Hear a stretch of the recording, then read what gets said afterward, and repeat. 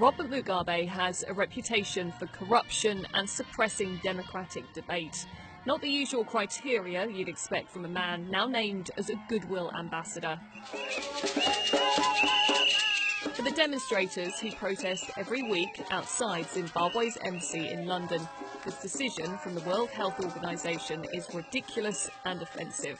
They're very angry, they're very surprised. It shows that the World Health Organization, they're sweeping what is happening in Zimbabwe under the carpet, and they think Zimbabwe is a job. For them to actually appoint him a Goodwill ambassador when people in Zimbabwe have got no basic health care. People are dying, so they have to go back in Zimbabwe, do their own correction, do the right thing, not to just speak from the table or from the chair or from the desk. Go in Zimbabwe, look at it, see how people are suffering. The Director General of the World Health Organization announced the new role for Mugabe at a conference in Uruguay, praising his commitment to his country's health services. But those who live in Zimbabwe say it's a system that's on its knees. We've had outbreaks of diseases like typhoid and cholera.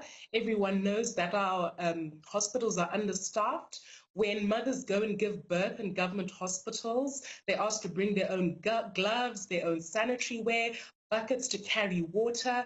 There are constantly suspensions of surgical procedures because there aren't enough drugs. So we cannot understand why the WHO would take this move, especially given the fact that our president is on record as always accessing public health abroad. The UK government said President Mugabe's appointment is surprising and disappointing, particularly in light of the current US and EU sanctions against him. Although Mugabe will not have an executive role, his appointment risks overshadowing the work undertaken globally by the WHO on non-communicable diseases. The chair of the Foreign Affairs Committee added, Mugabe's version of goodwill is corruption, murder and dictatorship. Dozens of high-profile health organisations have also been quick to condemn the announcement.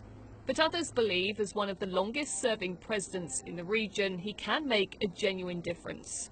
I think the appointment is fair in my view, and I think he will do a great job to influence health promotion initiatives and policy in Africa.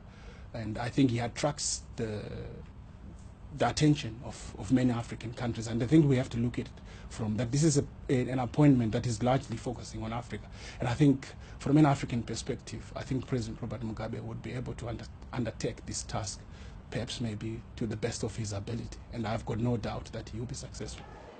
Those who've criticised this decision say that if the WHO want to focus on conditions like cancer, diabetes and heart disease in Africa, then surely there must be a better candidate than Robert Mugabe, especially when you consider that in the last year he's travelled all the way to Singapore for his own medical treatments.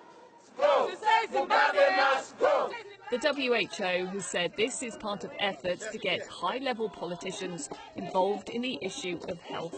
But critics want the organisation themselves to be brave leaders and admit they've made a mistake. Rhiannon Mills, Sky News.